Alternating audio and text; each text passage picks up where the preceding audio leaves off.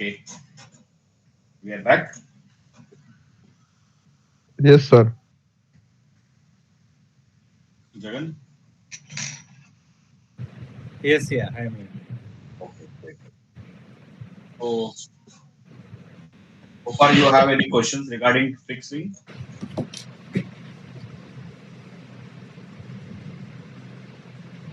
No, I mean, so far it is good. Pranay, anything to you? Nine. I- Okay, right. Okay. So let's move ahead with the rotorcraft operations and aerodynamics.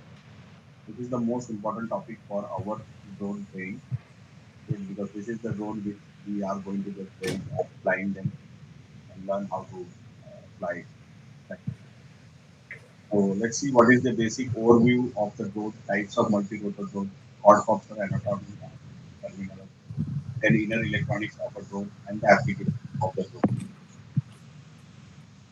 So what is a drone? Drone is nothing but it's an aerial, groundwater, ground underwater vehicle without a human pilot on it. So it could be, it is also called as unmanned aerial vehicle or remotely pilot, RPV. Earlier people used to call RPV also to it. Okay? Or you will see entire system. The system means the drone, the remote control, everything, even the person, the pilot who is flying it. That entire system is called RPAS. Okay, that's why you will hear your logbook will also be called as RPAS logbook. Okay, so entire system is also known as unmanned aircraft system (UAS) or RPAS also, remotely piloted aircraft system. So RPAS, when we say RPAS means what? RPA, remotely piloted aircraft, and the GCC, GCS, the ground control station. Like a lot of time you will see a bigger drones. There will be ground control station, something like a box, a suitcase kind of thing. They will put it on a tripod or on a table. There will be a big screen and lot of controls and like a laptop, but very high grade system it would be there. There are a lot of controls into that. So that is GCS what we call. There that entire GPS and RPA will compromise of RPAS as a system or remote pilot aircraft system. So how does drone works? It may be a remote controlled by a human operator, or it could be also fly autonomously with the help of onboard computers. So there will be, as I said, something device with similar to a suitcase or something which will have a multiple screens and a lot of controls where there you can set up everything into that and it will autonomously it will fly as the mission is being planned accordingly. So multi-rotor drones, the rotors, rotorcraft with more than two rotors. Okay, it could be, as I said, one rotor is your helicopter. Two rotors, bicopters are there. Tricopters are also be made, but they are not stable.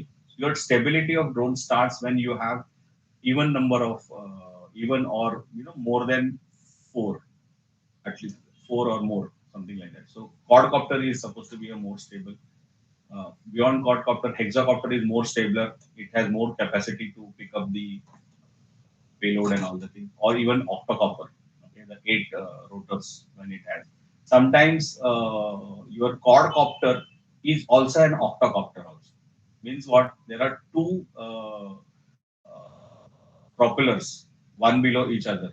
So they are giving two thrust, double the thrust, using two propellers. So it will may look like a quadcopter, but it's actually an octocopter, and it will be giving the more thrust when it is flying in all the thing. So within small space, you can design a octocopter as a quadcopter also. So quadcopter are mostly popular and widely used variant. Hexacopter is primarily used more into agriculture worldwide, and octocopter depends upon the type of the weight it needs to carry then only. But primarily, as I said, quadcopter is morely used or hexacopter. Either of these two are primarily used. They are supposed to be the more stable drones when we are flying them. Okay. Now, what are the pros? Let's see what are the pros of the drones. Multi-rotor drones, as we said, vertically takeoff and landing, hovering capability, operation from a confined space because it takes a lot of small space. But the limitations of these drones are endurance capacity compared to the fixed wing, less chance of recovery in case of motor failure. Like if let's say we are flying and very long push, like it may be somewhere. So a lot of time the recovery is very challenging in case of like let's say fixed wing has some failure on it. It still can glide, but here you do not have any chance to recovery. That's why some like that crystal ball drone what we saw on a top there is a mechanism where it has a parachute, so you can either pre-plan it or you can trigger using remote the parachute. So it will automatically eject the parachute and the drone will come down. So that is the only drone which has a recovery mechanism built into it as a parachute. Okay. Limited speed as per the wings what it has, depending upon the wing and the pitch of the wing. Sorry, not wing, the propellers. It will go into the speed what it is intended. Cannot perform high endurance high altitude long endurance operation. That means it is not meant for very high altitude, or it cannot go beyond higher altitude, because then it has to go against the gravity, go up in the sky, and then keep on countering that that limit of height and do the operations for that. So multi rotors are not for very high flying, but they are for a low flying aircraft. Okay, since they have a capability of takeoff, particularly takeoff and landing, and hovering capability. So if you want to do a high altitude, long endurance, then you might go for a hybrid kind of aircraft. So as I said, single rotor drones or helicopters, they lift is produced using single rotor, higher efficiency, maneuverability, high endurance because of the gas powered engines. Then ideal for large scale surveys. Earlier, before the drones, most of the even the spraying or even the surveys and all the most of the things are also been carried out by the helicopters. But again, you have a limitation that you can't fly a helicopter very close to the ground. Chance of it getting some kind of a collision and all the things. So you need to maintain that height also for the helicopter.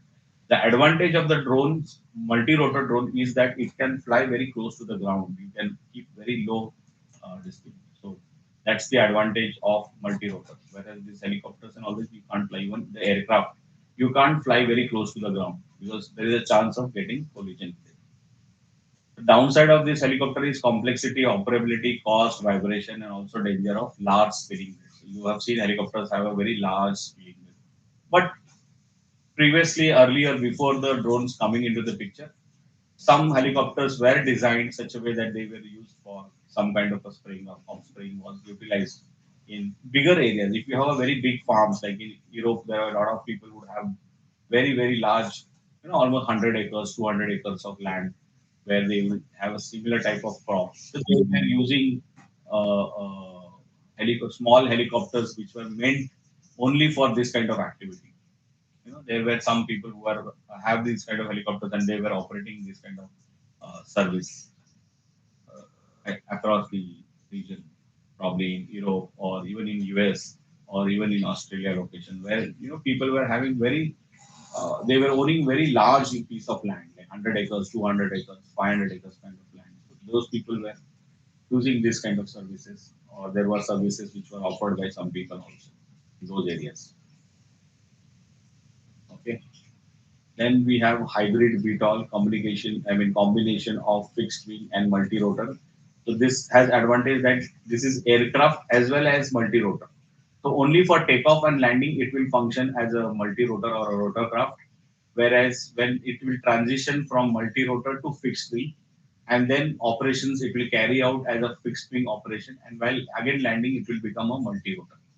The advantage of this combination of these two types of combination of these two technologies is long range, high endurance, hovering capabilities. Like suppose in particular space I want to hover this aircraft, I can always turn on my four propellers and it will stably hover at that particular location. So those are the advantage of hybrid VTOL. So after multi-rotor, hybrid VTOL is very much in demand. Recently, I think 6 to 8 months back only, the certification has started on hybrid VTOL also. So you can always upgrade yourself to a hybrid drone flying also. We will also be upgrading ourselves down the line, probably after 6 to 8 months, because our next target right now we have small class permission, so we'll upgrade ourselves to medium. After 3 months of upgrading to medium, we'll upgrade ourselves to hybrid VTOL kind of.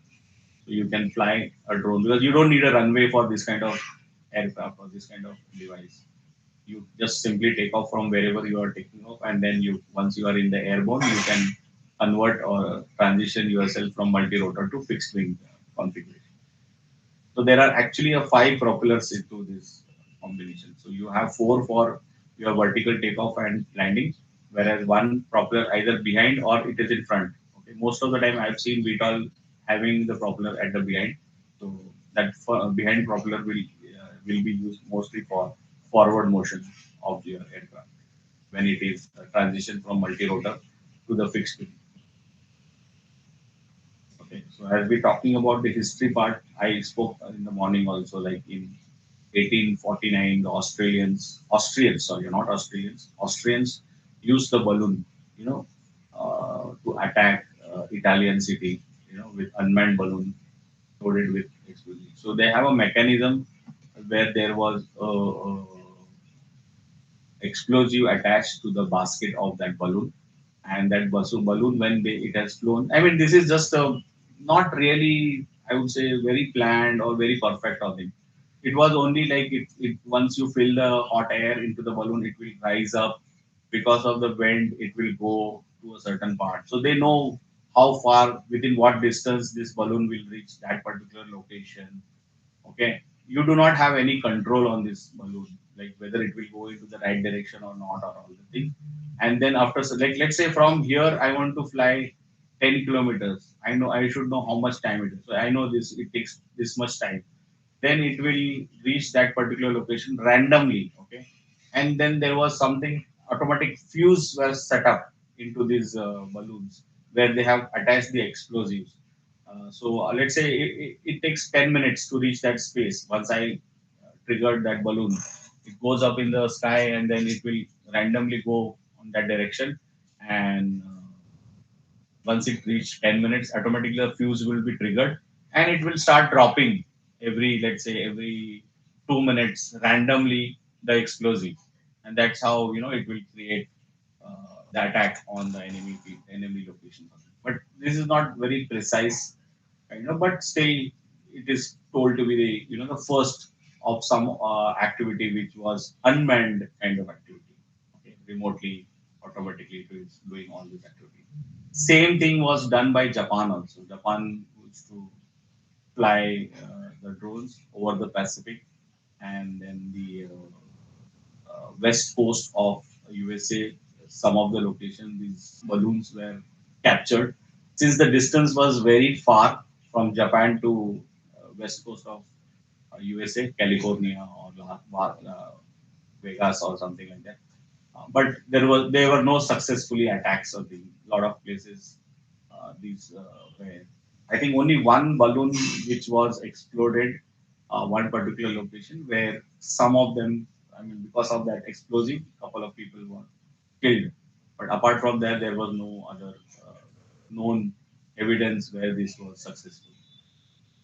There is a very good documentary on this. I think you can search it on YouTube and you'll be able to see how, it was. But it is very interesting. But the way that point in time the people, thought, made this technology, the fuse mechanism, the way it will fly, and that some kind of automation they have done it and all.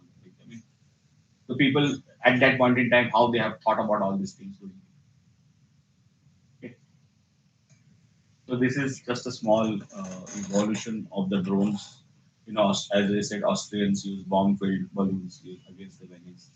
Then Tesla actually demonstrated using the radio waves that we can control the things remotely. Like he actually used a radio-controlled device to control the movement of the boat in the pond.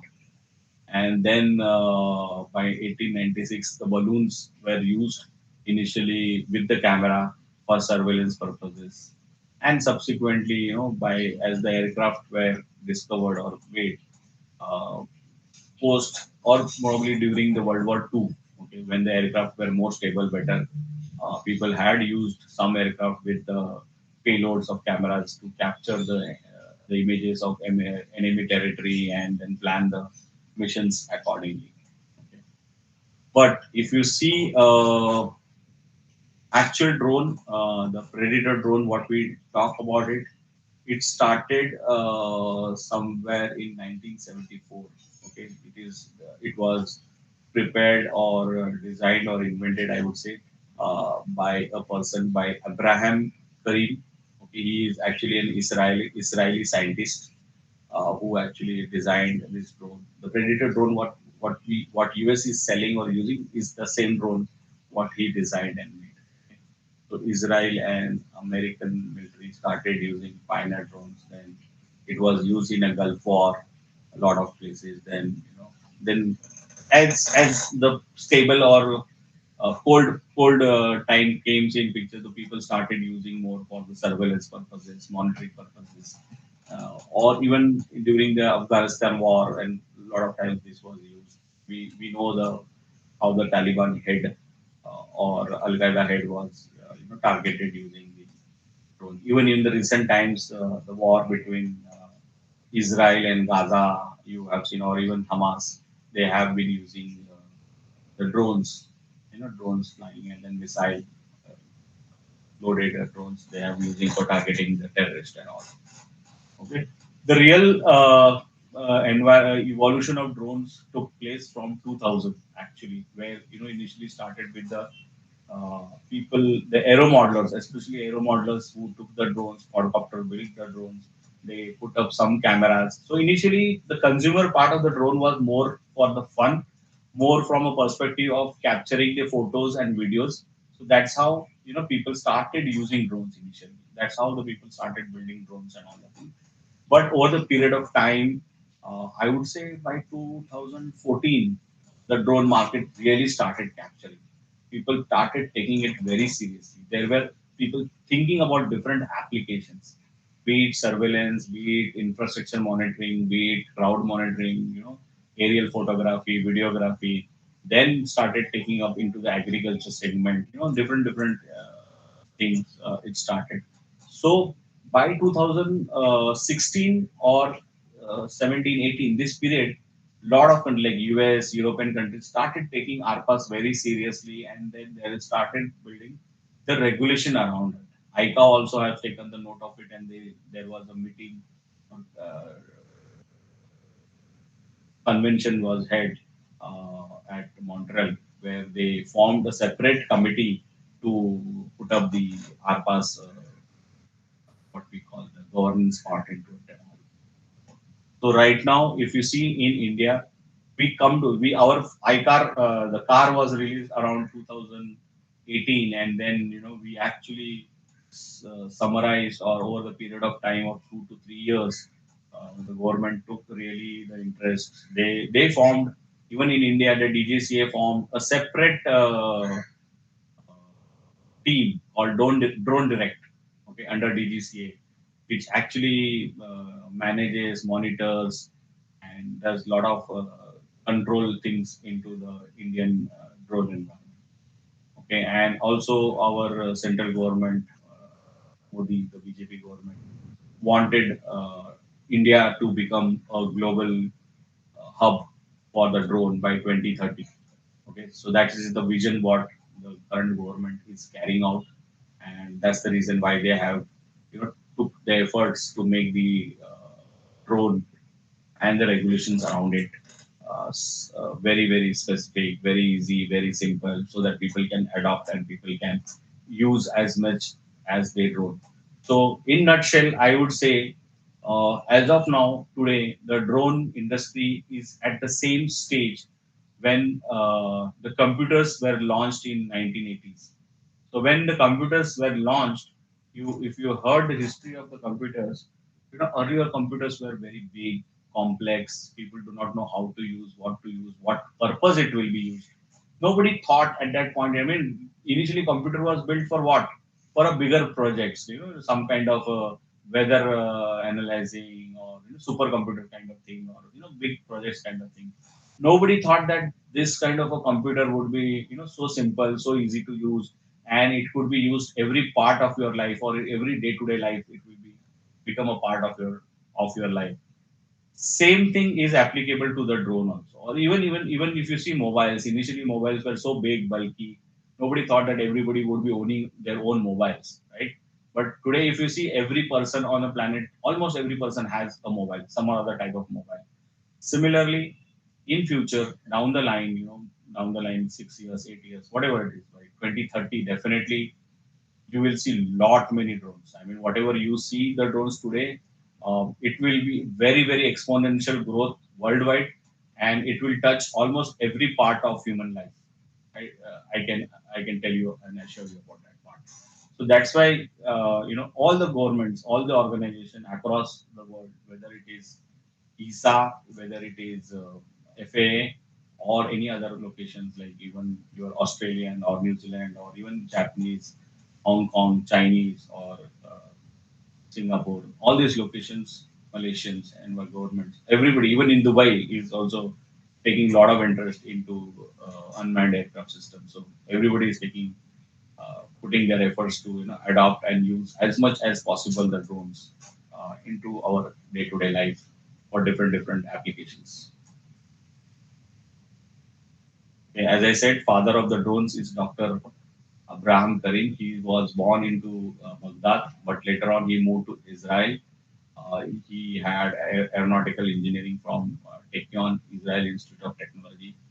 He built the first drone, Yom Kippur War for Israeli Air Force. In 1970, he immigrated to United States, and he founded a leading system incorporation and started manufacturing his own first enterprise drone known as Albatross. Okay, it was earlier called as Albatross, the inventor of modern day combat drone Predator. So Predator, what we are actually using it, or a lot of these type of drones are being used by defense. Uh, that's why he is called father of drones. Okay, so Dr. Abraham Karim, though he is Iraqi, but he migrated to Israel, and he right now is now the resident of United States, and he's making this Predator drone. This company actually makes this Predator drones for U.S. defense.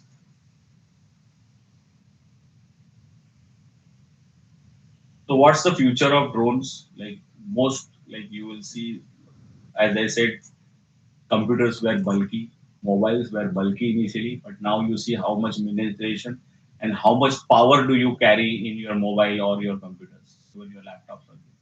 Similarly, right now drones are very big, bulky, but over the period of time, because of the cutting edge design and engineering and stealth technology going on, you will see drones becoming very smaller and smaller, and but with very powerful capacity, and their purpose will be very huge and powerful.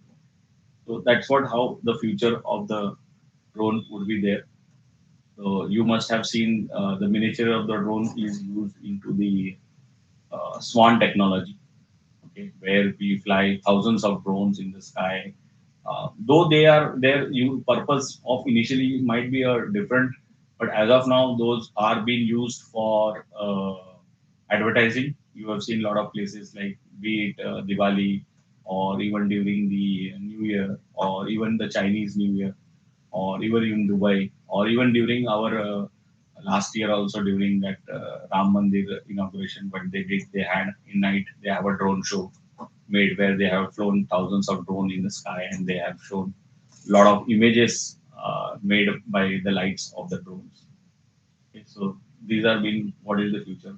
Of course, this type of drones, the multi-rotor drones, you will see their usage into the what we say higher end capacity. Like like you see this Tesla drone concept is was also where you can have a different shapes or shifting the payloads or all the things. Or if you see drone taxi also coming into picture. Right now, it is already started in Bangalore.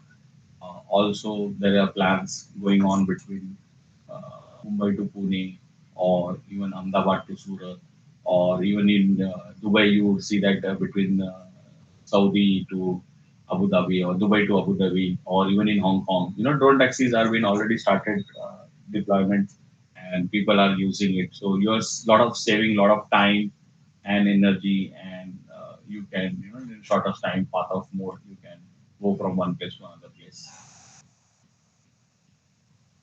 Okay. So that's the multi-rotor drones which are being used primarily. Let's see the anatomy of the drone.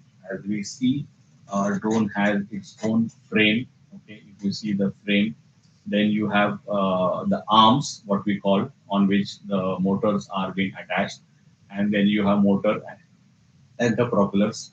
And then if you see the landing gear below, you will see something like a gimbal to fit a gimbal with the camera and all. And then you will have a battery pack at the back side.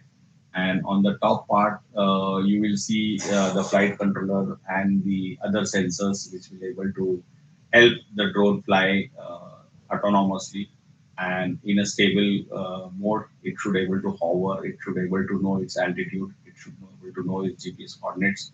All that things that components would be there. It is called IMU, initial measurement unit, which will have compass and barometer and all other sensors to keep the track of the drone position.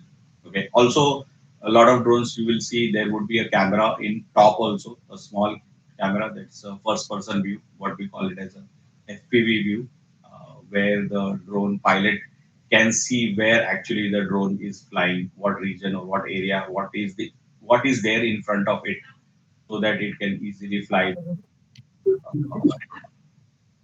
Yeah. Sir मी काय म्हणतोय Hmm. कि हम जो drone fly करने वाले सीखने वाले हैं तो Hmm. उसमें एफपीवी कैमरा होगा या होगा होगा है उसमें। हम लोग को जो स्क्रीन पे दिखेगा ना, हाँ हाँ हाँ फ्लाई करेंगे तो हमको स्क्रीन पे दिखेगा वो कहाँ पे फ्लाई हो रहा है, तो वो भी हम उसका व्यू भी देख सकते हैं। So it is having FPV. Okay okay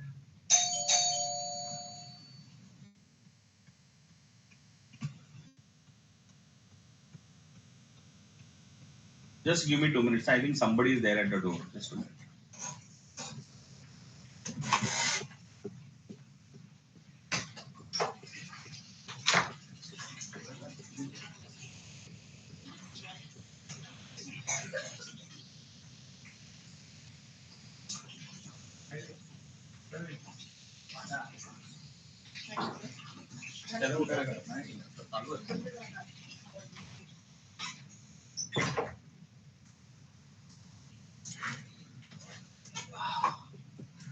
Okay, uh, sorry। So as we talk about anatomy, the propeller, as I said, converts the rotational motion to thrust. Okay, there are different types of propellers. Again, uh, where you are actually mounting the propeller. Based on that, the type of propellers will be. Either it will be pusher or it will be puller.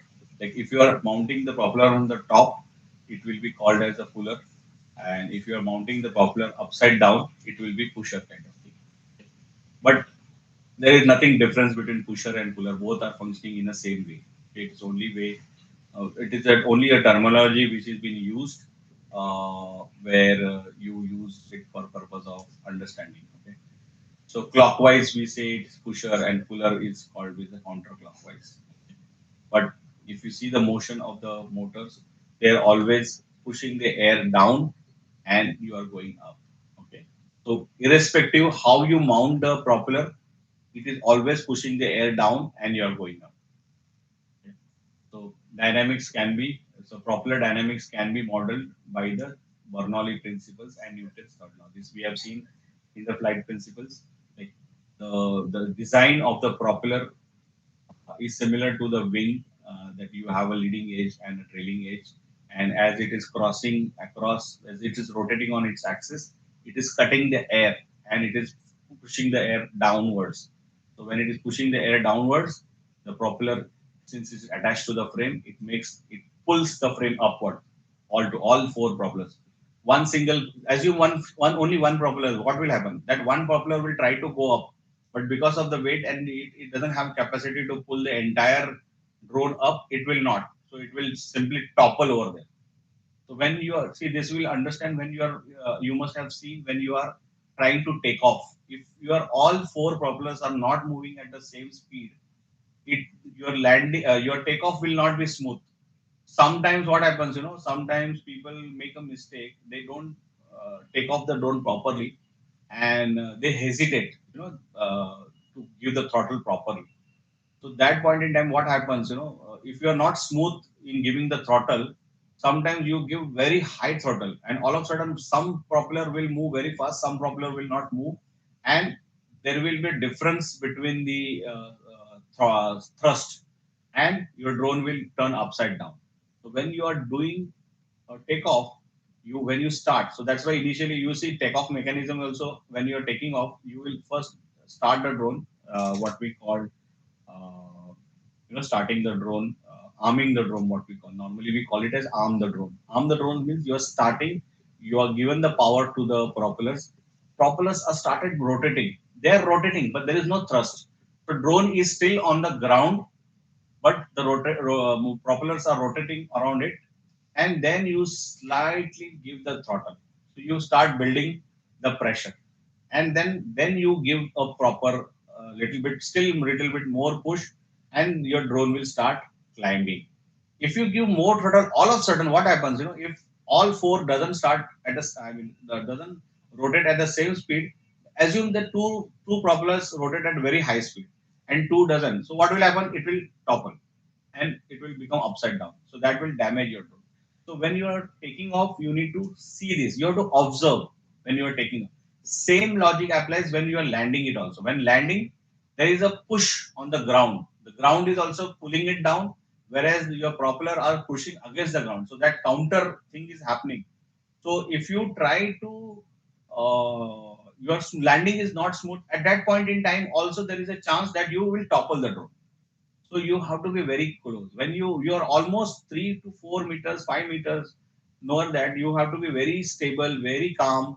If you feel that you are not able to land properly, you should give little bit throttle so that you take drone again in the high in the air, and you should stabilize. And then again you try to attempt it. Slowly you need to bring it down. Okay. So motors are used to rotate the propellers. Currently, the brushless DC motors, very highly efficient and long lasting. Okay. So the parameters, when we see the motors, you will see with different terminology, motor speed, thrust value, what compatible ESC it is to be used, what compatible battery. I mean, all that information is written on the motor itself. So you have to design your drone with respect to these specifications, like what would be your weight ratio to be used. So let's say I want to build a drone of capacity of, let's say, 10 kg. Example. So your capacity of your motor, totally four motors, should be 20 kg. It's always a ratio of multiple of two. Okay, so if when we are talking about a drone with a capacity of 24 kg, okay, that means all the four motors when they are spinning, it has capacity to take up the load of 50 kg almost. Okay, so that's how the standard has been followed. You always see that your drone, all four motors when they are spinning at a full thrust, it is able to generate the thrust. It is able to generate 50% of thrust. Okay, so 24 kg means your drone or four motors of spinning, it can take up the weight up to 50 kg, but it is not authorized to put the 50 kg weight because that drone has been certified for 24 kg, 24.90. Okay, I hope you understood what I'm trying to say here. Yes, sir. Okay.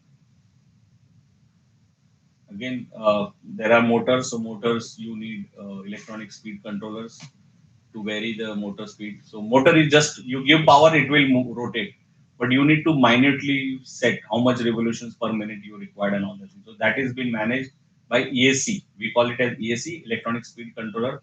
It can control the direction. Again, the same ESC can control your motor direction, because the way you have set up the your motor, if motor and the propeller, if the propeller is counterclockwise, your motor also has to move counterclockwise. If your propeller is set to clockwise, your motor also has to move into clockwise direction. It acts as a dynamic brake, eliminating a circuit for powering flight. So a lot of time, sometimes battery might give low, high power wattage and all those things. So the ESC controls all these uh, challenges what you might face during the operations activity. Okay. So it has three connections. Actually, it will have three connections.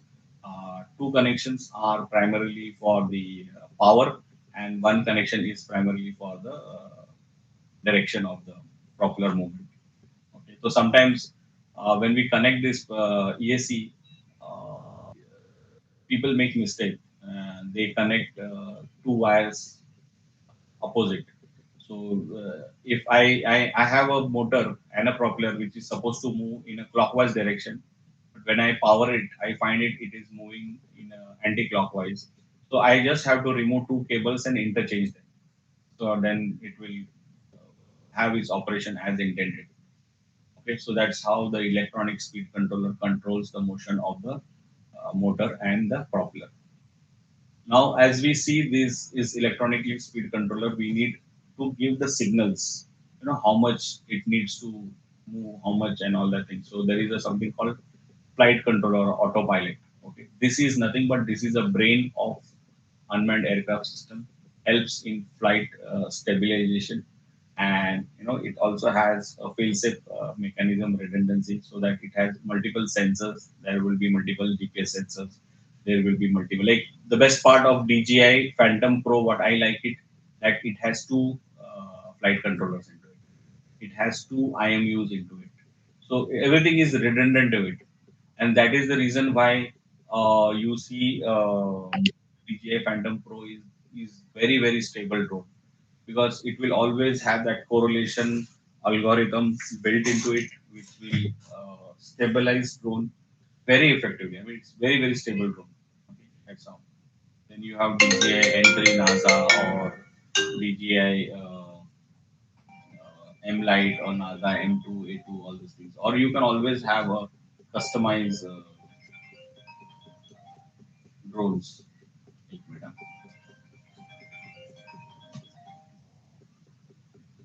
Just a minute, I have to pick up the phone.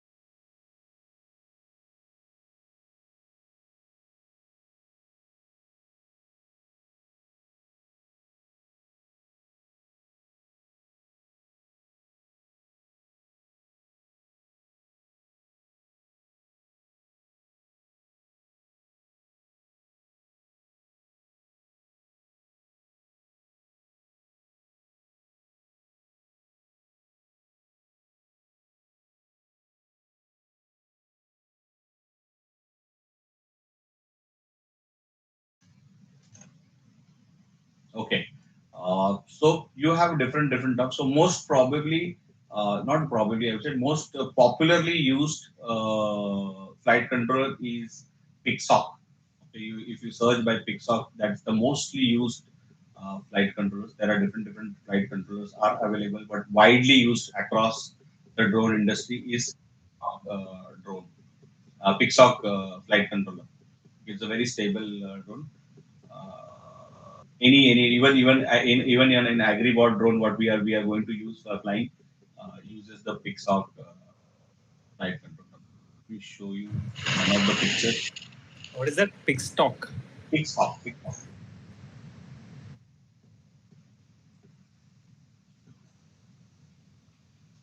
This one. So this one. What you see here, Pixoc cube, orange. By the color itself, you will see this is orange Pixoc. This is very widely used drone.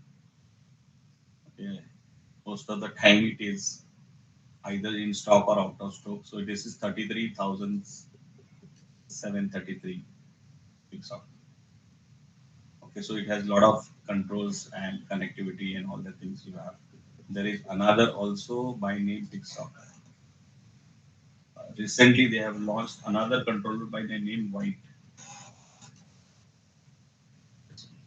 So our AgriBot drone is having this controller, X7. This is also very stable flight controller or latest times. This one.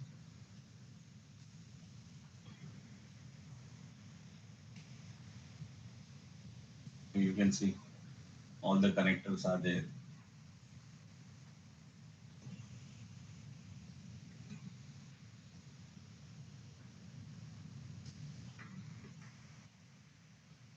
So you can, there are different versions into this. This might be a very lower end version.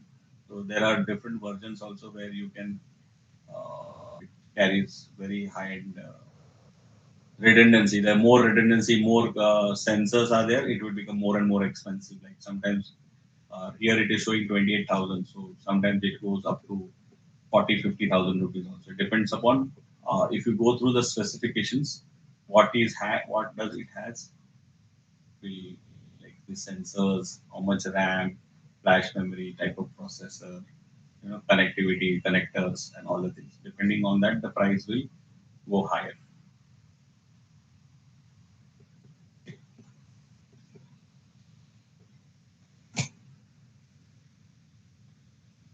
Now about the airframe. Airframe is more or less like different types of S shape, X shape, plus shape, or even H hybrid. So different types of frames are there. So more or less, it's all how you want to build your drone. Most famous is X-shape drones. You will see almost X-shape drones are always there, or even H-shape. Okay? They are also very prominently used, depending upon people to people or who how they divide. More or less, it is the same concept of putting your propellers and the configuration. The battery power plant of UIS, either it is a LiPo or Leon batteries, high energy density compared to conventional batteries. Discharge rate, you can control the discharge rate, capacity, and voltage. So these are the batteries which will hold the power for a longer. Like if you charge them over the period of time, it will have the discharge is very less compared to the normal conventional batteries. Okay, and as well as the capacity to the voltage, the power what it can provide to the motors, it is very high. The current factor what we talk about is very high compared to the normal conventional batteries. But again, as you need all these important things, like 5000 mAh, 50C batteries, when we talk about, okay, this is something like a two cell battery. There are only two cells, okay, 7.4 volt. So based on the requirement, like our drones would require 50 volt voltage. So accordingly, we need to purchase a battery. So based on the motors, what I am using, the based on what AC I am using, uh, that will define me what battery actually I would be required for me to fly the drones. Your standard drones or OEM drones like from DJI or any other third party drone, they will package the entire drone such a way that their proprietary batteries only will be used. Like for example in DJI drone, you can't install any other drone because they have not only the battery, but even the inside part, the outside, the casing, they will customize in such a way that you can't put anything else into it. But if you are very smart enough, like we lot of people, who actually have DJI drones over the period of time, their batteries are, life cycle gets over and they want to replace the battery. Again, new battery again is a very costly and all thing. So a lot of people come to the people that we want to change the battery or can we do it. So, there is a lot of customization can be done by opening the battery because in internally part it's the same battery what we use in anywhere all these things. So a lot of people give that kind of service also because over the period of time you will not, anyway you're not getting any service or anything from DJI, but you don't want to buy a DJI battery again because it is definitely more expensive than it. And inside battery is the same battery what you get it in the market also. So you can change that battery. Like I can show you something like again, this is I bought it for a small drone where they had a very proprietary casing. So we opened that casing and you can just simply change the battery and then put the casing back and you can start using your drone. Something. But then some drones are there where you can't do these things. Like bigger DJI drones, they have such a casing which you cannot open the casing because they have sealed the casing in such a way that you can't open. So you have to definitely purchase uh, their there's what do you say OEM batteries only for the purpose. Okay. So last, I think not last, some more slides are there. So camera gimbal, as I said, used to mount the payload, help in stabilization, and primarily for pan control and plane control. So having the gimbal, you can always put a camera at a static level, but then you have to move your drone, as I said in the morning. If you put a camera below and you don't have a gimbal, so you need to take an angle, you have to change the angle of your drone. But if you fly the drone in a hovering mode and you put a gimbal below it, and through the gimbal you can change the angle of the camera, then it will be much easier and it will consume less power. Okay, or like for example, you are taking at a very complex angle or complex situation, like want to take the photographs of power line towers or telecom towers or probably some site where you have a very complex thing and where you need to move your camera angles into different angles. So it is always advisable to have the camera attached to the gimbal and control the camera angles using the gimbal rather putting stress on the drone. Okay, so you can always hover at a very stable, what do you say, parallel angle, straight angle, I would say, and then you change the gimbal positioning accordingly. The camera angle can be changed, and you can take necessary photographs as you require. Okay. Then the landing struts, what we call or landing gear. These are the legs that drones rest on when it is landing or grounded. Comes in a different shapes for a different design of UAVs. They can be folded also. Okay. There are right now they are very fixed kind of landing struts, but recently I have seen some of the drones where they have put a hydraulic mechanism so that when it lands, even though it lands, there is little bit bump. That bump can be absorbed and it doesn't translate to the frame or the connector where the landing gear is connecting to the drone, the main frame of the drone. So there are some drones which have recently I have seen which are being incorporated with the your hydraulic mechanism so that the landing bump is not getting into the main frame. Okay. So now the most important part of the drone communication is what we have is the receiver and the transmitter and the receiver. Okay, so radio controlled or transmitter, small controller, RC controller, what we call it is, it controls the inputs from the pilot to the drone using 2.4 gigahertz band. The communication link preferred is 2.4 because it's a max efficiency. Video transmission, when you are using your FPV cameras and that is being transmitted to your, it is using 5.8 gigahertz, which provides a noise-free and best quality video signal. So, lot of time there would be a question on this topic on the radio transmitter receiver, what frequency the pilot communicates with the drone. and what frequency the video transmission happens between drone and the transmitter, okay, and the receiver.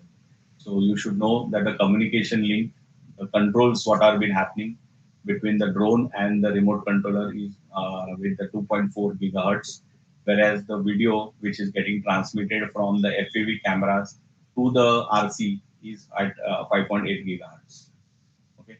Sometimes some drones don't have the remote controller, the smaller mini remote controllers, but they have a bigger setup, a GCS kind of a system, okay, which connects to the GCS controllers and provides lot of parameters, because this small controller will not have lot of information on things when you're running a mission control kind of projects, or some kind of a monitoring or surveillance kind of activity where you need to plan your flight plans, and any changes in the mission you want to incorporate, you should be in position to control your drone very fast. You should be able to control your drone or give inputs to your drone very fastly. So that point in time, you will use this ground control station as a telemetry devices. So it will be a complete end-to-end system which will control the drone as per your requirement, as per your flight path, and any changes into the mission can be taken at that point in time at that speed. So it will give you all the crucial telemetry data like altitude, distance, speed, wind, speed, all those things will be given to you on your screen. Because a lot of time it finds when we are flying this kind of a devices, most of the time you will see there are two people operating it. So there will be one person who will be seeing where what drone is flying or doing, and other person will be actually controlling or monitoring the telemetry data out of it. So that most of the time you will see such big setup of RPAS, you will see two people actually operating it.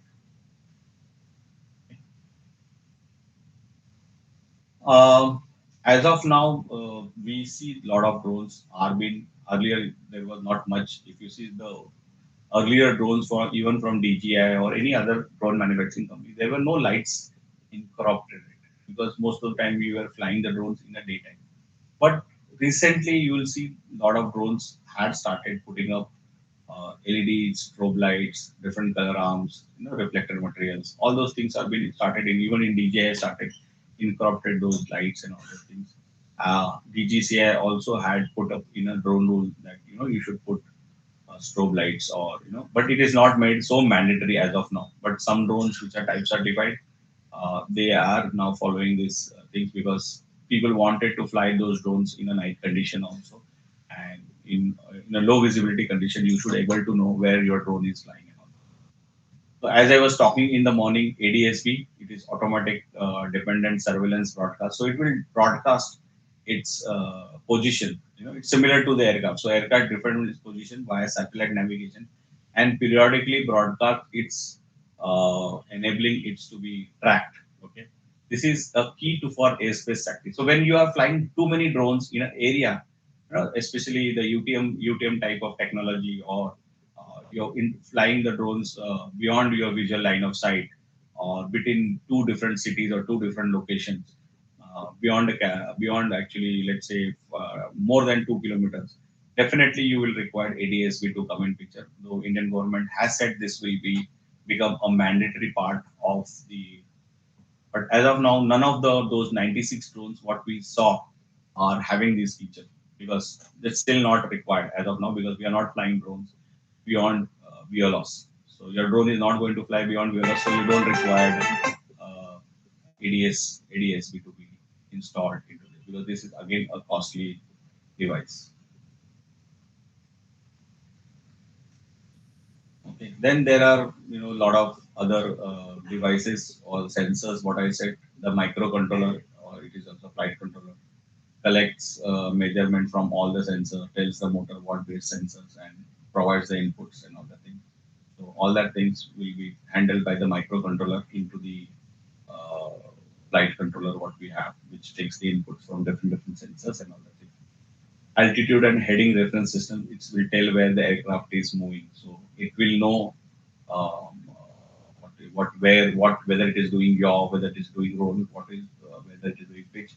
Based on that, it will know where what location it is. So it will always have the inputs given to the flight controller, and based on that, it will give you the output on your remote control about its position and altitude, repeat altitude, weight, your what is this called, GPS signal, the latitude and longitudes, as well as the temperature. It also measures the temperature within the drone and all that thing. So operating temperature, it will always give you all the inputs. The battery feeds also will be provided to you uh, over your remote controller.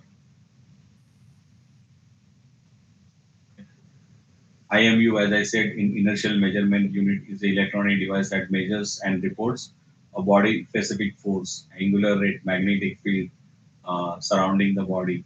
In crops, accelerometer, like if it is moving, pitch forward, it is moving at a particular speed.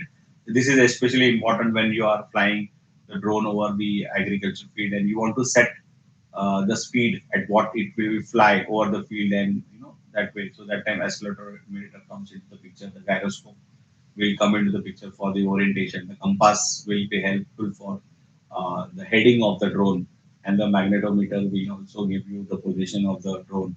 These are all sensors important for your autonomous flights. Okay, when you are flying the drone in a controlled, mission critical, mission planned flight, that point in time you will need all these instruments.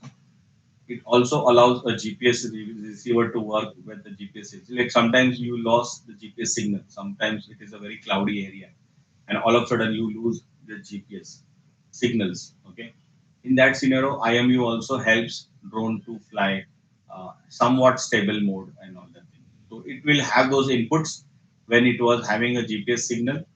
Based on that GPS signal, it will try to correlate and find where it is and what it is, how far it is moved from the earlier signal or earlier location. That algorithm is built into it, and that's how when there is no GPS signal available, temporarily you can fly the drone using IM. Whereas GPS module, we know the GPS module is responsible for provision of longitude, latitude, and elevation points. It helps drones to navigate, as I said, morely into the visualist environment, capture details of the specific location in the on the land. GPS model helps in enabling the return to home. Like a lot of time, GPS signal will take that as a reference point, the start position, and mark that position as RTH. Either it is called as RTH or it is called RTL. Okay, so return to home, RTL is return to launch. Okay, now sometimes this RTH and RTL is very confusion. A lot of people make mistake. RTH is a position. Let's say you put the drone on the ground and you powered it on. Okay, so that position will become your RTH. But as you powered it on, you again picked up that drone and you put it at some other location, and the RTL location will take up when it flies from that point. So your return to home is a different part. Your return to launch is a different. Return to launch means from where it actually take up.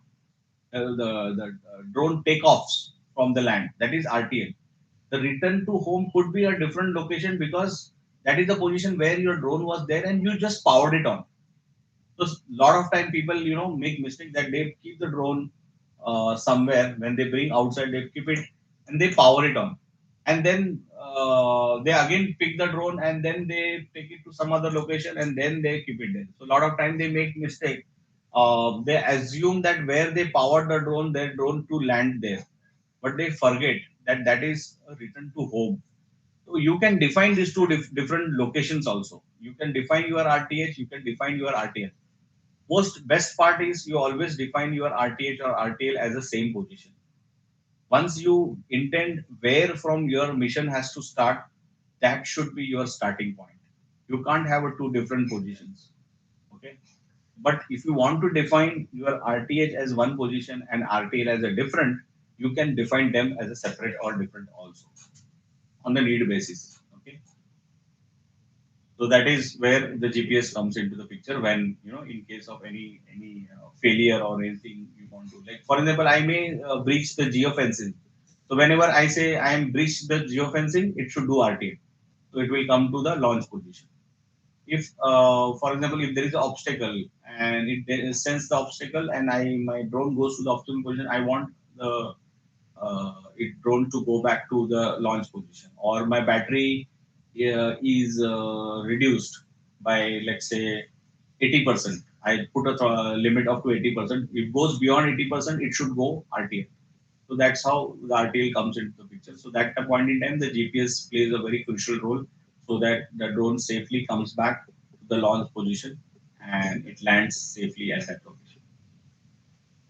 Okay. Power module, as we see, when we connect the battery to our power module, there is a connector. So these connectors are required. They are very specific connectors are being used, and there is a power distribution unit where all your four ESCs are soldered or connected to this power distribution board.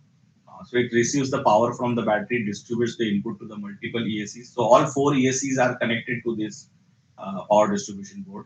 Can power the different accessories attached to the drone, like HD cameras, and I mean for other purposes like your payloads and all things.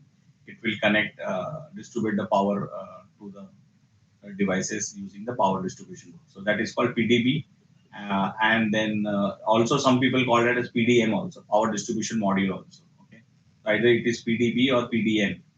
Whereas the power module you see here, there is a connector which connects towards the battery end, and there is a connector which connects to either to directly to ESC, or it will connect to a power distribution module. Okay, so it provides also there is a small circuitry on this cable also, which actually gives the inputs to the flight controller about the status of the battery. So your flight controller is continuously monitoring the battery voltages and the current.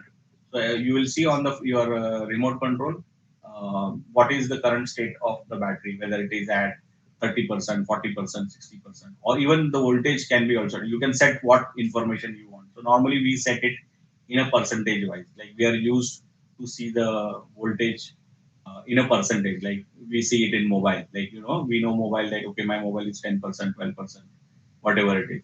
If my mobile is displaying like it is now at 5 voltage, 6 voltage, 7 voltage, I will not understand. But from a percentage perspective, I will understand. Okay, now my battery is consumed 80% and only 20% is remaining. So I should either do RTL, or anyway, if it is configured, automatically it will do RTL.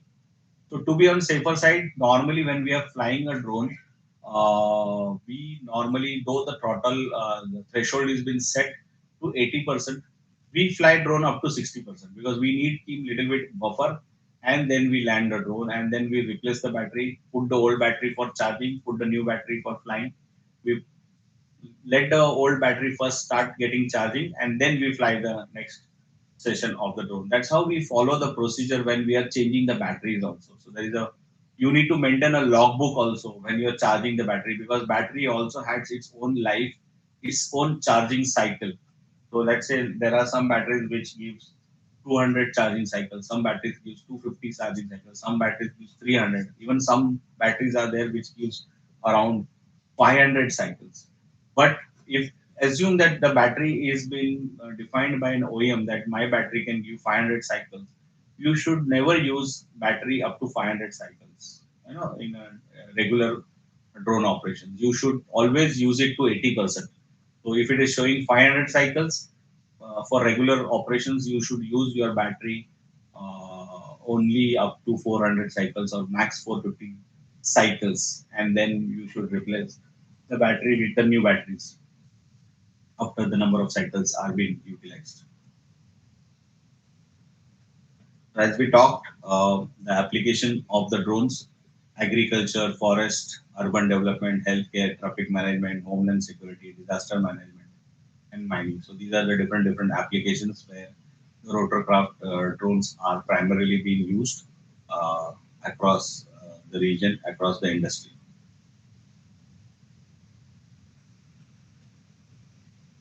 So, how does the business ideas came into UA industry? So, as I said initially, the commercialization of the drone, or for the civilian part, the drone was primarily used into aerial photography and videography. Then, over the period, people started, as the photography and videography started making more impact, and data was supposed to be captured, analyzed, and all the things. People started thought of using these drones for commercial inspection services, like maybe a bridges, cell, TV towers, power lines, aircraft, railway lines, wind turbines, mines, oil and gas pipelines, solar panels. So a lot of commercial inspection services started coming into the picture. And then, of course, the land survey and mapping activities also. So providing companies with 3D digital elevations, fencing data, survey construction sites for urban planning and development. Whereas recently we have seen it is used mostly into the logistics. As I said, Australia or even Amazon, they have already started drone deliveries there. Whether we have seen during the COVID also, a lot of time the supplies, the food supplies as well as the medical supplies was done using the drones. The medical supplies, organ transportation, or even in relief operations also was done using the drones. So these were some of the business ideas. Definitely over the period of time, you will see a lot of use cases of the drones over the period of time. Uh, like I would say recently, Swan technology, what I say, is being used for advertisement and media purposes. Similarly, drone taxi already has started in a lot of locations. So those different use cases are coming up under the UAV industry. Like I said, like residential home inspection, drone parts and repairs, aerobatic shows, aerial advertisement, what we discussed. Okay. Data analytics, engineering consultancy, SaaS-based firm, UAV. So lot of things, like even like insurance companies also have got a good number of insurance to be built for the drones, or drone as a service. Also, a lot of places people are building their entrepreneur businesses. Like I have one of my friend at Solapur who has initially purchased in 2022. He started his business. He purchased two drones for agriculture, and he started leasing them out to the farmer. Okay, and today, as we talk, by 2025, he is now owning almost 5 to 6 drones. Okay, so he had made a very good progress in providing service to farmers. See, because every farmer will not able to afford 8 lakh rupees drones. Though the Indian government is giving a subsidized rate and a lot of schemes are there, but not like small farmers who doesn't have a bigger land. There's no point in him investing in a drone of 8 lakhs to 10 lakh rupees and manage, because see, for one particular farmer, the spraying activity is a one-time activity. Let's say in 3 months, you just have to use a drone for once. Because if you want to see using the drone, 1 acre land, earlier he used to spray using the people, it used to take him 5 days. Whereas that same 1 acre land using the drone, you can do it in 10 minutes. So see how much cost saving is there, how much uh, fertilizer is been said. Like I'll tell you example from saving from fertilizer. When fertilizer was spraying, you done using the humans or man, there was requirement of 200 liters of water. Okay, whereas now when I'm using a drone, I just need 20 liters. So see the difference. Lot of wastage is there. There was issues related to labor also. Labor used to get impacted because of the fertilizer and all this. So they have to take care of their health and cover their face, cover their. But still, there was a chance that the labor used to get sick because of the fertilizer and all the things, because he's exposed to those fertilizers. Whereas now drone, there is no human involved into it. He is just filling the tank, and then when the spraying is happening, there is no human at that point where it is getting sprayed. So lot of saving, lot of human challenges, resource challenges was there. Wastage of water, wastage of fertilizer was happening a lot of places. The fertilizer was not sprayed uniformly. So so all that positive part has come up because of drone being utilized into the agriculture. Similarly, same drone can be utilized for monitoring purposes also. If you put a different sensors, if you have a modular concept into the drone, you can use drone for monitoring your crops, getting the inputs feed about the drone, about the crop, about the way the crop is getting evolved and all the things. Sometimes even your soil related information also you get it. All that information you can get it through the drones you don't really need to go inside the field and understand. So what was initially was a reactive activity. Using drones, you can do a lot of proactivity activity, and within the less amount of time and very accurate information you can do it. So you will, your yield of the crop will be much better than the compared what you do traditionally, the agriculture part. Okay, so again, different view seeing connecting society, Internet of drones in future. So uh, you have agriculture for surveillance, you have medical supply delivery, smart grids, then duty drones for first responder services. Even in the logistics also you will be uses. Then even there is an accident. You must have seen a video where one person uh, got affected because of heart attack and how he was saved because he got a timely support through the drone, and the person who was attending him, though he was not a doctor, he was able to give him the necessary treatment at that point in time and save his life because remotely the drone was able to communicate to the respective doctor, and doctor over the feed of FPV was able to give the instruction to the person to do what is required to save that person's life. Okay. Again, then you can use the drones for private and hobby use, climate monitoring, all that things. Okay, railway monitoring, roads monitoring, all that things will happen through the drones. So with that, we complete our rotorcraft operations. So in another 10 minutes, we'll just finish the hybrid part also, just the 10 slides. Okay, so what are the principles of, again, the principles of aerodynamics for hybrid and rotorcraft are same because hybrid is nothing but combination of your fixed wing and the rotorcraft. So let's see what are the types of hybrid drones and parts and application of hybrid UAVs. Okay. So again, the similar principles are used here because the aeroplane plus rotorcraft both are being used in this. So lift, weight, thrust, and drag. So airflow changes and pressure distribution over the airfoil, you will see. So same concept of aircraft is being used in a hybrid drone. So you have a thrust using the front propeller, you have a lift, you have a weight because of the way you have a weight which will counter the gravity, and because of the body you will have a drag. Okay, so it is, you can imagine currently this hybrid drone as a aircraft. Okay, so we don't need to discuss more about these definitions. Lift is the force that holds the drone in air. Weight is the force caused by the gravity. Thrust is the force that moves the aircraft in the forward direction. Whereas drag is the opposite force that acts in the direction of the motion, opposite direction of the motion. Okay. So these are the standard definition of the lift, weight, thrust, and the drag.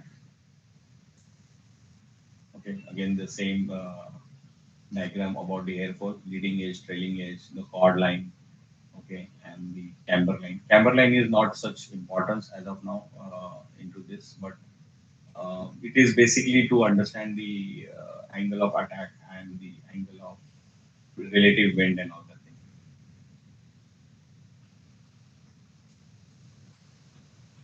So again, the same things: leading edge, trailing edge, chord lines, chord, lower surface, upper surface, mean camber line, maximum camber line, maximum.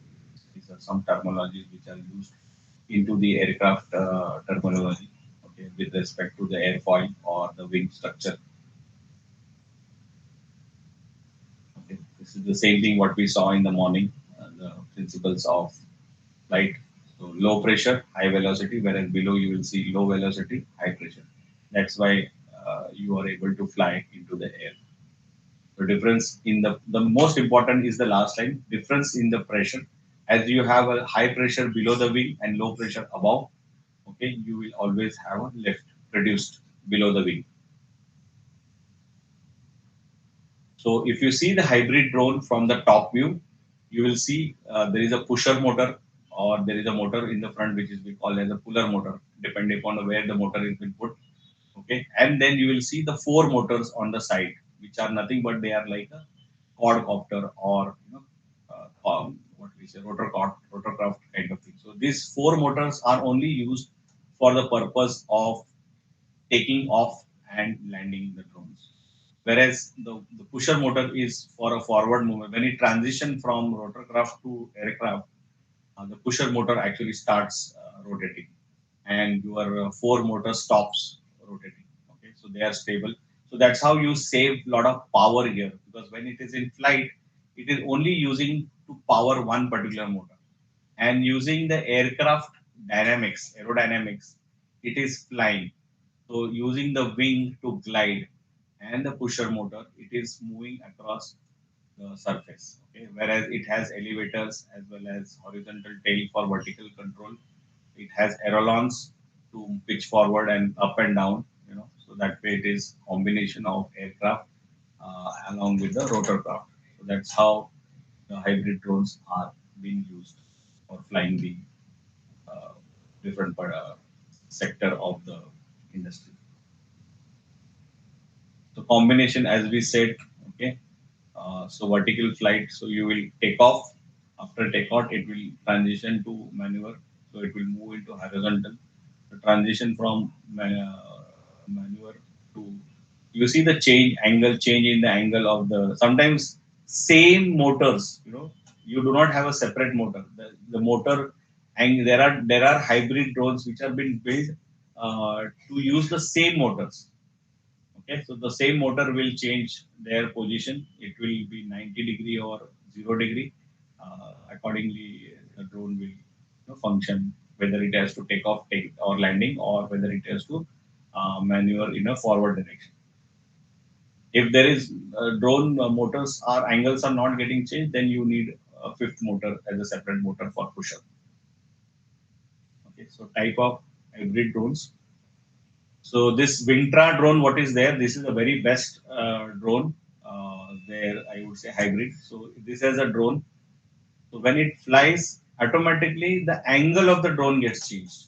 Rather, motor getting changed or direction of the motor getting changed, the angle of the drone is changed by using the control features surfaces over here. So this is very stable, very simple to fly the drone. But these are the only challenge with this drone is you cannot hover this drone for a particular location. Once it is up in the air, it will transition immediately into the aircraft and it will start moving forward. Okay, because two motors will not able to counteract for a longer time hovering positions. Okay, so applications of hybrid VTOLs. Hybrid VTOLs are used in operation where terrain is difficult to land fixed wing airplanes, but endurance needs to be more for multi-rotor. It is used primarily hybrid VTOLs as of now. I have seen being used in large area mapping. It is used for transporting heavy payloads over the hilly terrains. Also, it has been used mostly into rescue, search and rescue kind of operations, or sometimes even the large cargo delivery positions. So in this, where the hybrid VTOLs are being currently being developed and used over the period of time when you have much better understanding of functioning of hybrid VTOLs, probably you will have more number of use cases. So if you see this drone, this drone initially it was not so stable, but right now I think the version Vintra version V2 or something has come up, which where they have incorporated. Earlier it was just using a RGB camera, but recently after it has become, after multiple flights, after over the period of learning and all the things, they had made this drone very stable, that they have started incorporating now the lidar sensors also into it. So you can have a lot of amount of data, not only the RGB data, but even the lidar data is also available using this drone. So this drone is for, as it said, the second line, it is used for large area mapping.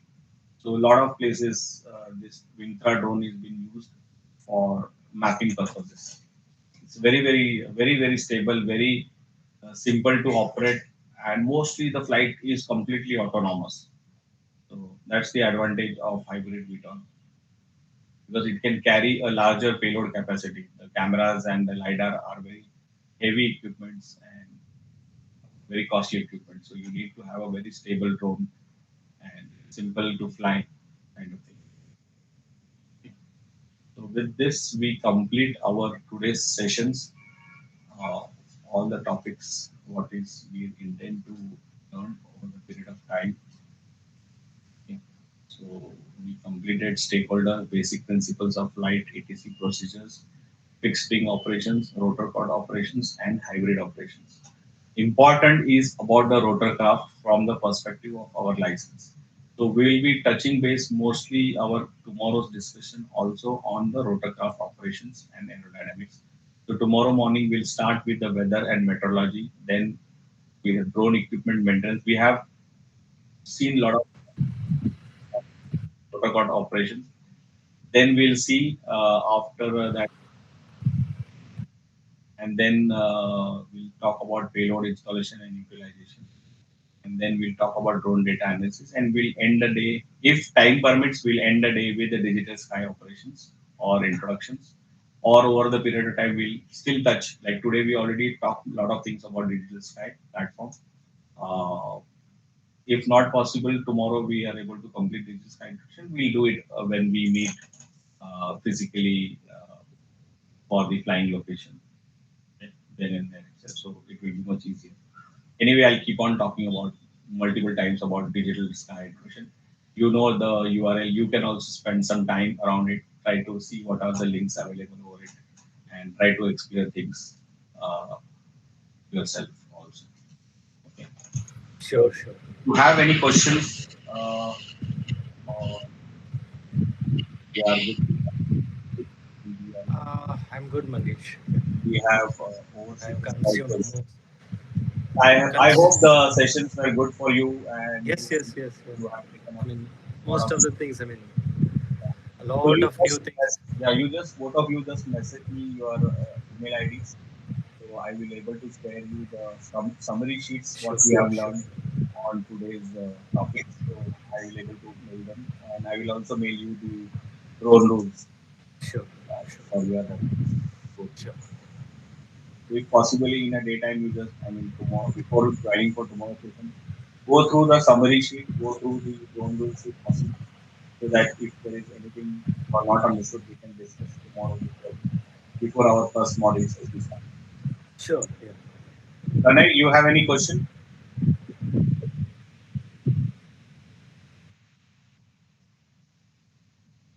Pranay, are you there?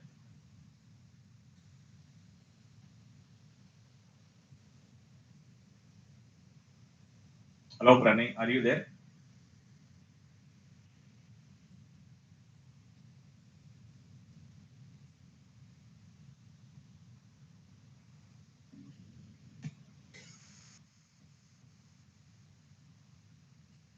Hello, Pranay, are you there?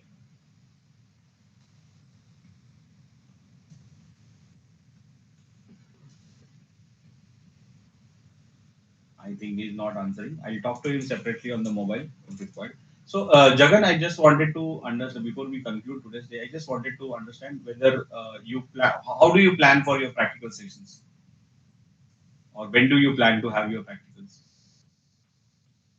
You said that you are not able to make it on Wednesday, something like that. I would suggest if you can, if possible, uh, because Pranay will be there, so you two people will able to fly, do the things, and also I have called my OEM engineer also. So one of the drone we are going to do some maintenance on it. So it will be good for you to see the actual maintenance from the OEM engineer also, if possible. I am not able to hear your voice. Jagan, your voice is not audible. Hello. Yeah, yeah. Yes, yeah. I'll surely try my best because since you have said the OEM guys having Yeah, so he's planning to trying. come, Yeah. so I think it would be good for me to learn if I use this opportunity. But still, I need to check my schedules as well. So will you able to tell me tomorrow? Not tomorrow. Tomorrow is my. It's also my off, right? Uh, Uh, because we need to come there on Wednesday. hmm. So I'll let you know by tomorrow evening. Is it okay? Uh-huh. Suppose Evening is post our fine. training. Yeah, evening is fine for And me. yeah, and tell me one thing. If in case I'm okay with coming on Wednesday, Thursday, Friday, Mhm. and so that depends on when I will be returning on a Friday. So that is also one point I need to know. I mean, now what Friday, would be 5 o'clock, we'll be overing everything. okay. So Friday evening, we are done with it. Friday 5 p.m. max to max 6 p.m. we'll be done with our activity. Okay. I mean, usually, what is the travel mode from Mumbai to Igatpuri? So from Mumbai to Igatpuri is you need to travel either by train or by local bus transport. The buses which goes if you're coming by train, then you have to get down at Igatpuri station, Okay. and from there you need to take a local vehicle to reach to Okay. our site. So from Okay. there, it is somewhere around 20 to 25 kilometers From Igatpuri. from Igatpuri. Okay. Or if you're coming by a local transport by bus. Where do you stay, Jagat? I stay in Kalyan. Kalyan. Okay. So if you're coming from Kalyan, I don't know how you will come from Kalyan, but there could be a bus which will be going to Nasik. Okay. Okay. If it is going to Nasik, you can go get down at Ghoti location, GHOT. Okay. Okay. Okay. From there, you can plan some uh, local transportation also. Or else I will give you the numbers also, which they charge some amount. I don't know exactly how much they charge, Sure. Sure. Sure. but normally what we would do is, if there are more people, like let's assume that you and Pranay plan to come together, Mm-hmm. right? So you can decide the time, and you can come in a one single vehicle from Goti. Because when I was talking to Pranay also about this, whether he want to plan, because trains are not what do you say, Frequent. fixed time kind of thing. Okay. Not Okay. from frequency. Like I'll tell you, once I was going, it just take 2.5 or 3 hours to go from Dadar to Igatpuri, but it took me for me to 5 hours. So Oh. sometimes, so a lot of time, because it's all outstation trains are running on those tracks. So sometimes there is a delay. You're not able to make time properly. But train I feel little bit not comfortable. That's my personal decision. I Sure. Sure. prefer a lot of time traveling by a bus or by my own vehicle. Sure. Sure. So sure. Definitely, I'll let you know by tomorrow. Post class, I'll let you know because Yeah, yeah. Because I then, need to have a or word. else I have to continue. I need to see. That is what I want to talk to Pranay also. What is his plan? Because he said he Mhm. will be coming on Wednesday. Okay. That's Okay. what his plan. Yeah. So I need to Because do the yeah. session Yeah. for Pranay at least. I have to be Sure. Sure. working. If you two Sure. people come, then Mm. you can. Then I can focus more on the training rather being as Sure. a buddy to Pranay. Sure. Sure. And Sure. you will Understood. coming, then Understood. I will also have to focus more. I have to be buddy for you for friends or something like that. But Understood. if two Understood. people are Yeah. there, Yeah. I can be a role of a instructor, and then I can help you go both guys to uh, learn more things. I will able to focus more on the your training part rather Sure. than the counterpart. Sure. I'll let you know Yeah. because things are almost Oh, scheduled. yeah. So I'll just have a word with my colleagues and then I'll let you know. Okay. So Yeah. I will message you the location from location where we need to reach. Okay, Sure. Sure. the Sure. address, so that you go through that location and see how it is. I will try to see what options do we have. I mean, we know the options what are there, but I need to talk because those are the local vendors who actually. Uh, so there are vendors who actually operate a small vehicle from Igatpuri or Goti, and from Goti to Igatpuri they charge something around 1,200 rupees Okay. to reach the flying site. So Sure. Sure. I will talk to them and communicate their number to you also on their availability. ठीक है? Sure, sure. Thanks, sir. Thanks, Mangesh. I'll let you know. Sure. Yeah. Pranay, are you there? Thanks. Pranay, are you there? So, shall I disconnect? Yeah, you can talk. Okay. Thanks, Mangesh. Yeah, bye. For 2 minutes, I will talk to Pranay. Sure. Okay. Thanks, Jagan. See you tomorrow at 9 a.m. Sure, sure, sure. Thank you.